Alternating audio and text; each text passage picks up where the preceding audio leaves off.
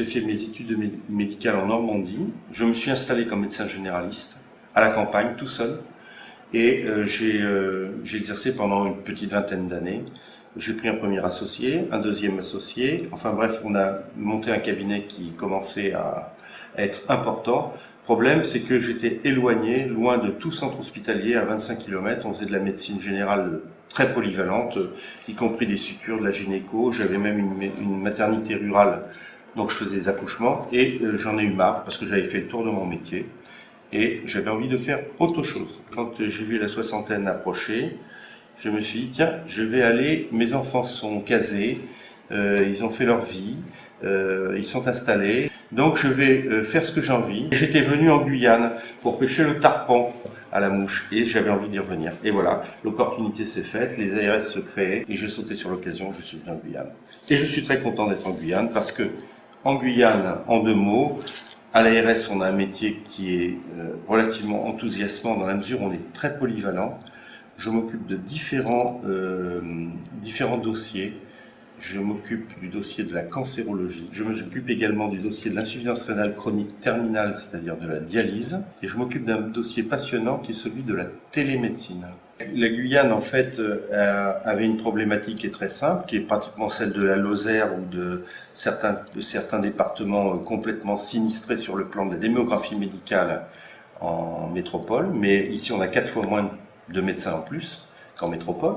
Deuxièmement, problématique d'une population extrêmement dispersée, avec malheureusement à côté une concentration des plateaux techniques, donc de tout ce qui peut permettre le recours à des spécialistes, aussi bien en radiologie, IRM, scanner, imagerie médicale. Donc tous ces gens-là sont concentrés sur le littoral, et essentiellement à Cayenne. Bon, il y a un peu Kourou et puis un peu Saint-Laurent.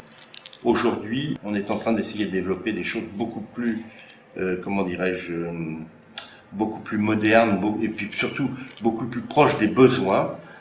Notamment, on va essayer de développer des outils qui vont permettre de faire de la téléconsultation en direct, parce que vous imaginez bien qu'il peut y avoir des problèmes de psychiatrie, par exemple, à Thaluen. Et à Thaluen, il n'y aura jamais un psychiatre qui sera en permanence là-bas pour suivre les gens, mais si on a un système de téléconsultation à distance, probablement avec un satellite entre deux, eh bien, on va pouvoir suivre les gens, leur proposer des consultations. Une application beaucoup plus pratique qu'on est en train de développer actuellement avec un partenaire, bien sûr, c'est que à Saint-Laurent-du-Maroni, il y a 22 de ces patients qui sont trop lourds pour être dialysés dans une petite unité qu'on appelle une autodialyse, où ils se piquent eux-mêmes. Ils sont obligés de venir à Cayenne, à l'hôpital ou à la clinique Véronique, 3 fois par semaine, 1500 km dans les pattes toutes les semaines, pour faire leur dialyse, et c'est des gens qui sont fatigués. Eh bien, on est en train de mettre en place une unité qui fonctionnera en télémédecine depuis Cayenne, parce qu'il n'y a pas de néphrologue à Saint-Laurent-du-Maroni. Il y aura simplement des infirmières spécialisées, et tout le traitement du malade va être suivi et dirigé depuis Cayenne, grâce à une solution de télémédecine. Voilà. Et ça démarre début 2013. La variété des pathologies à traiter est évidemment un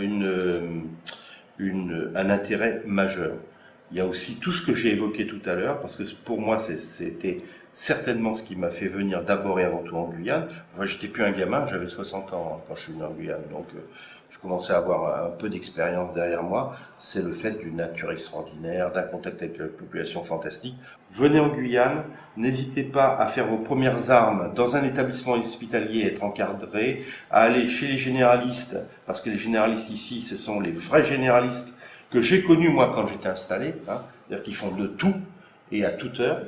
Et puis après, vous pourrez faire vos armes.